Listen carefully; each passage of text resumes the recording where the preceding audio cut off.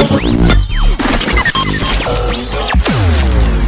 Communication Hub and Literary Arts Center of SDO Isabela. SDO English Academy. An analogy describes the relationship between words. Subject, verb, or teacher. One hand. English Academy.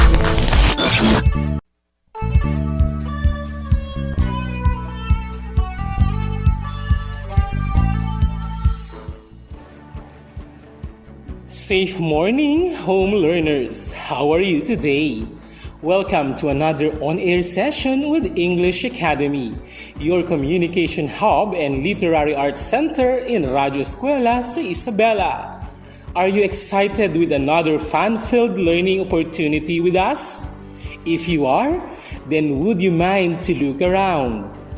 What do you see? Can you see your self-learning module in English? Go get it and shout, hooray! Can you see your pen and paper? Go get them and again shout, hooray! Can you see your face shield, face mask, and sanitizer? Go get them and again shout, hooray! Amazing energy, students! I believe you are now all set. I am your radio teacher for today, Lobby L. Upam Jr. All you have to do is sit back and relax on your most comfortable place at home. Hold your module, pen, and your paper.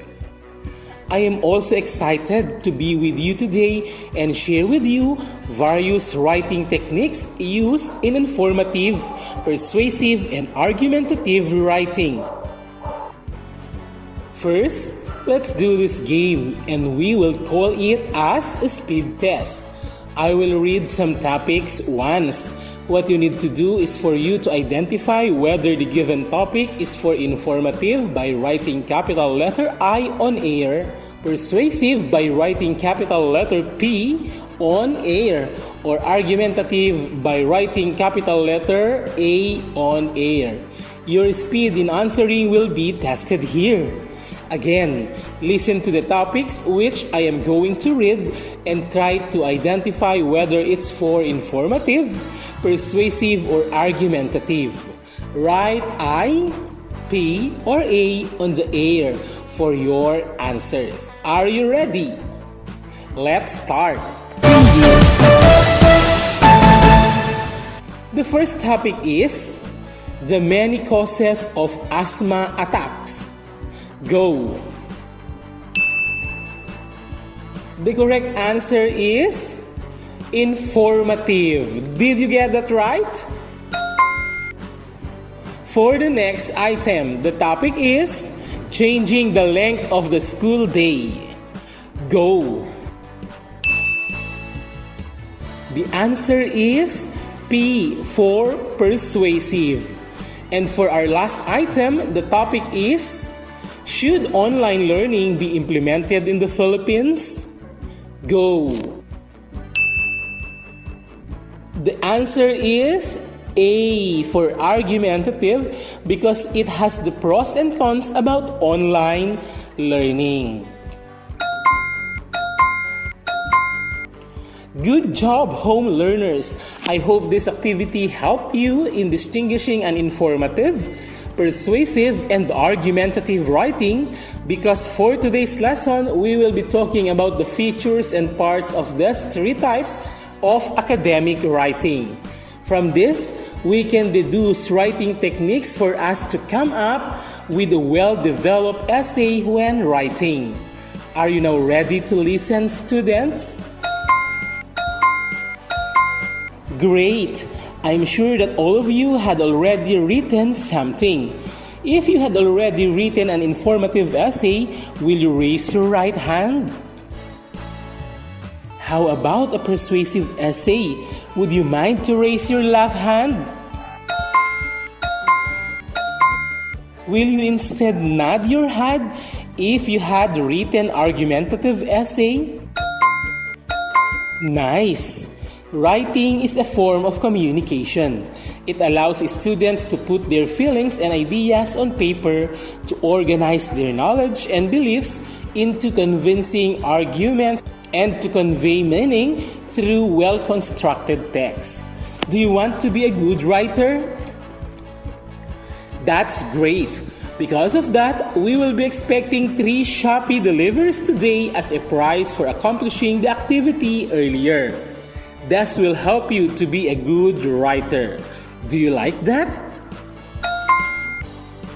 Then, you should continue listening attentively because a good writer uses different writing techniques to fit their purpose of writing, and that will be our focus in this lesson.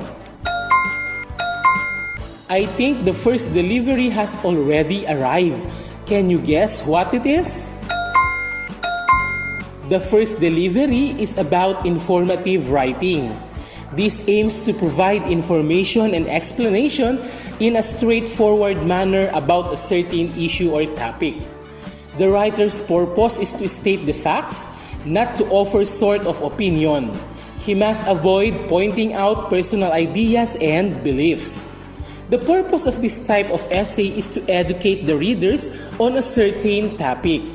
We can say that the characteristics of an informative essay is a writing that explains the importance, presents the latest research, compares viewpoints on a controversial subject, and analyzes the cause-effect relationship of the topic or issue.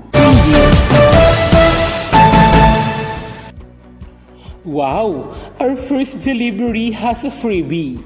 Will you guess what it is? It is an example of an informative paragraph.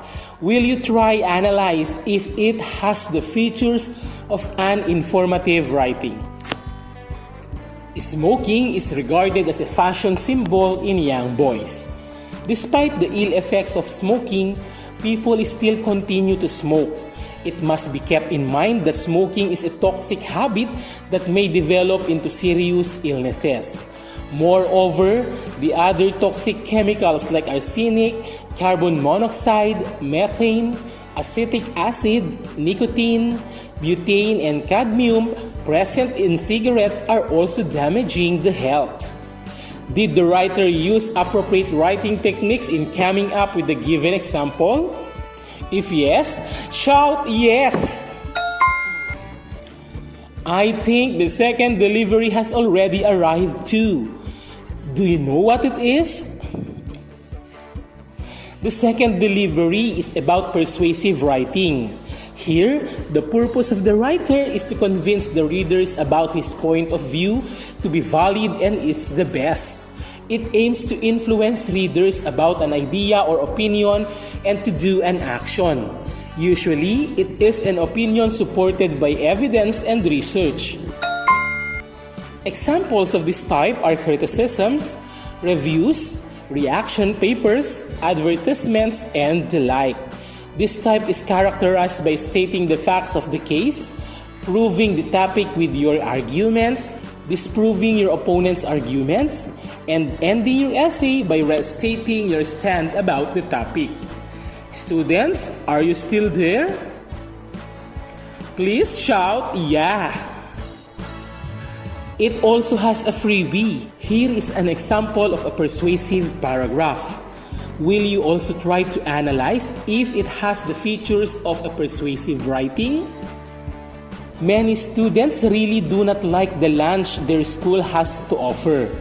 Parents pay for it because they feel their child will get healthy food and it is convenient for them to provide it.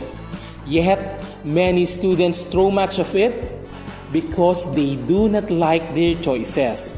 The school lunch menu needs to be changed in order to give students more choices, save money being wasted, and provide healthier and nutritional benefits. Did the writer use appropriate writing techniques in coming up with the given example? If yes, please clap your hands. I think the third delivery today has already arrived. I'm sure you already have in mind what this is. You're right. The last delivery is about the third and last type of writing. This is the argumentative writing. This has the same purpose with persuasive writing, but it contains a combination of facts and writer's personal ideas. He must do a lot of research and gather evidences to support his argument in order to defend his point. This writing is biased and subjective. However, the writer must be aware of the opposing views on the subject.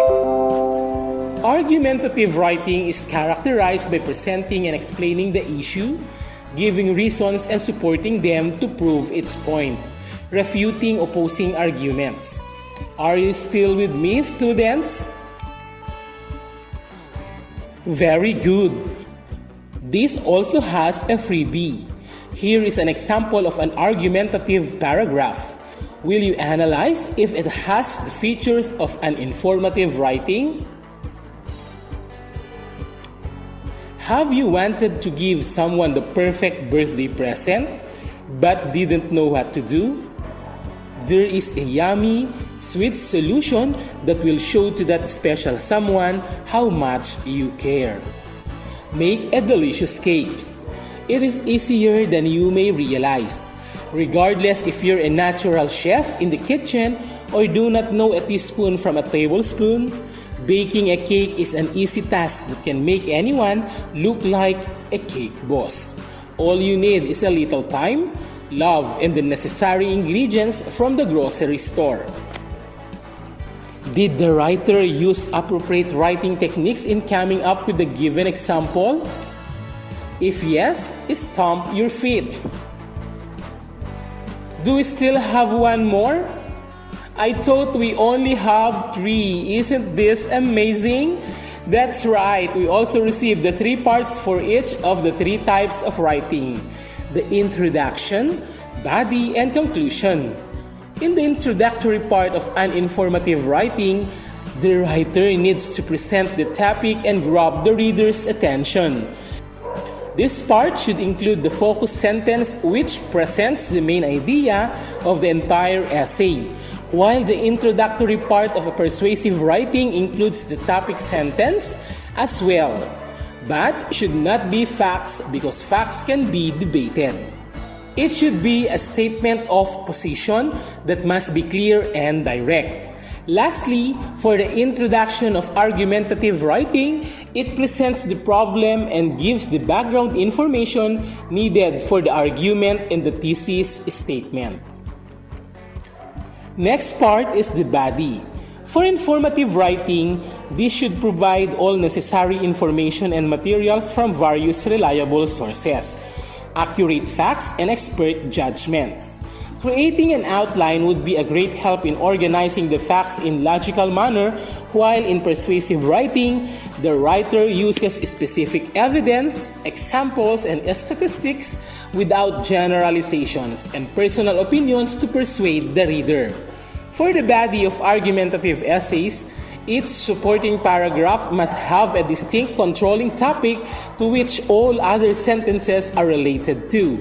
The writer can use transition words and phrases to help the reader to follow along and to reinforce his point. The last part is the conclusion. In informative writing, the writer summarizes the facts presented for and against the topic.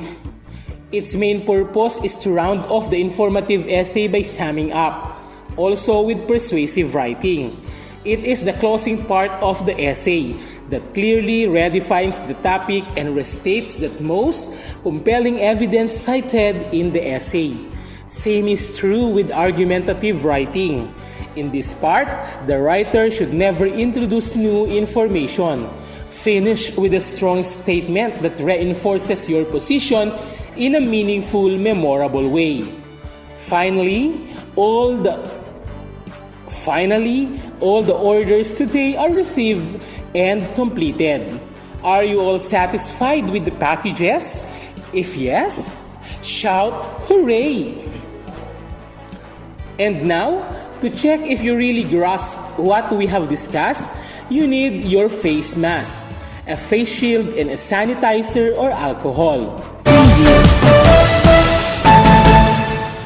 You are going to identify what type of writing is being described in the statements.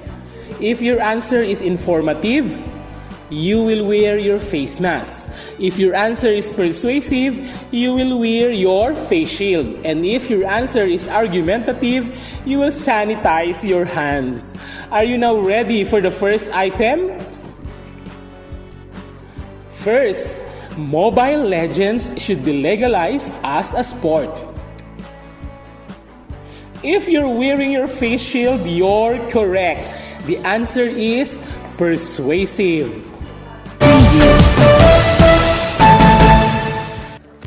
Next, students who study abroad achieve greater success.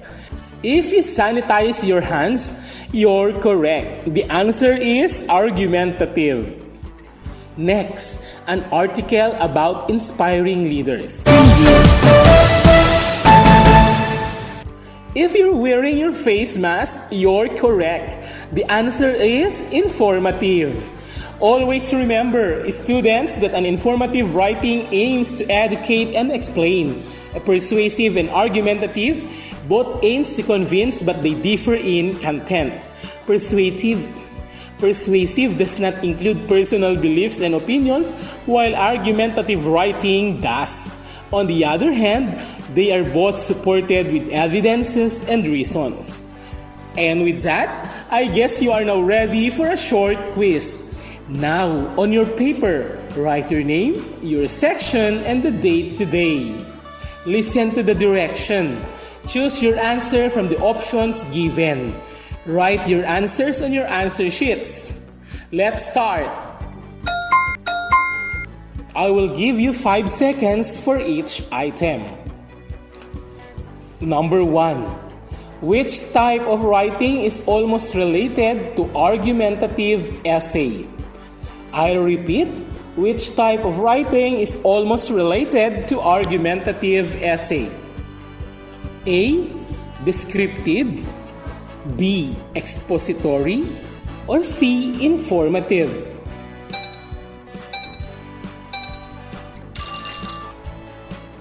Number 2. What is the first part of persuasive writing? I'll repeat. What is the first part of persuasive writing? A. Conclusion, B. Topic, C. Introduction.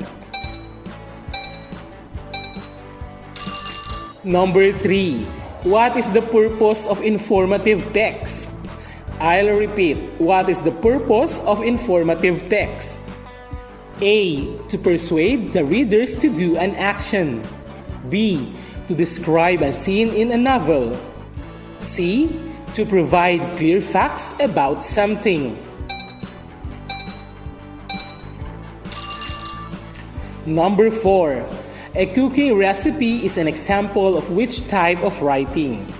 I'll repeat. A cooking recipe is an example of which type of writing? A. Persuasive, B. Informative, C. Argumentative.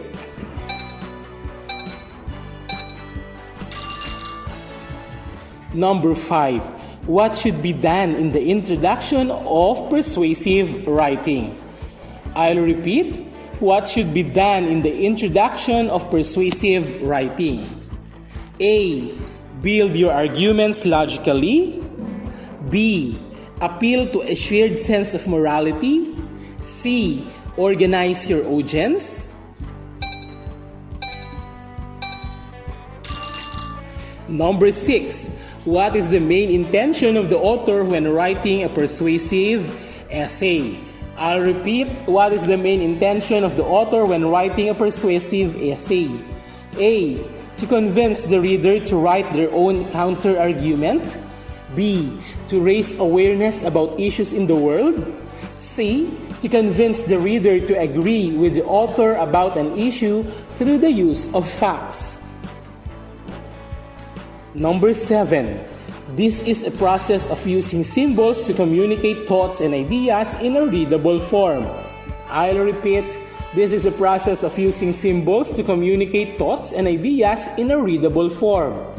A. Writing. B. Speech. C. Debate. Number 8. When writing an informative essay, what are the most important parts of the introduction? I repeat, when writing an informative essay, what are the most important parts of the introduction? A. Your opinion on the subject. B. A thesis statement and compelling way to hook the reader. Or letter C. A definition of the topic. Number 9. The paragraph in an essay which may restate the thesis statement, predict the future, and offer suggestions and connect the previous paragraph in a coherent way is. I'll repeat. The paragraph in an essay which restates the thesis statement, predict the future, offer suggestions, and connect the previous paragraphs in a coherent way. A. Introduction. B. Conclusion. Or C. Body.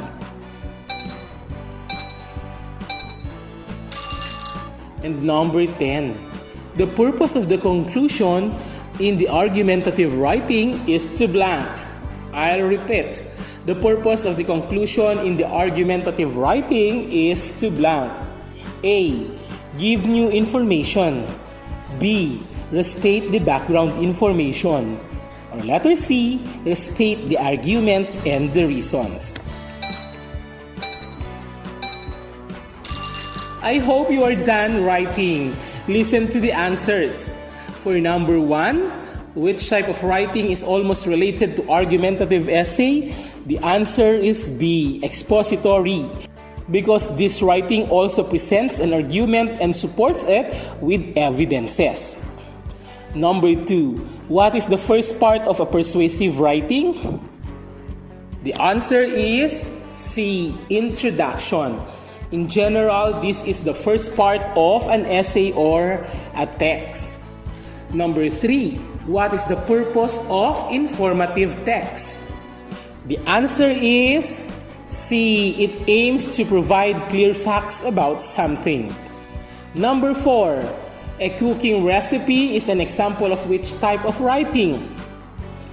The answer is B, informative, because it aims to teach the procedure in cooking a recipe.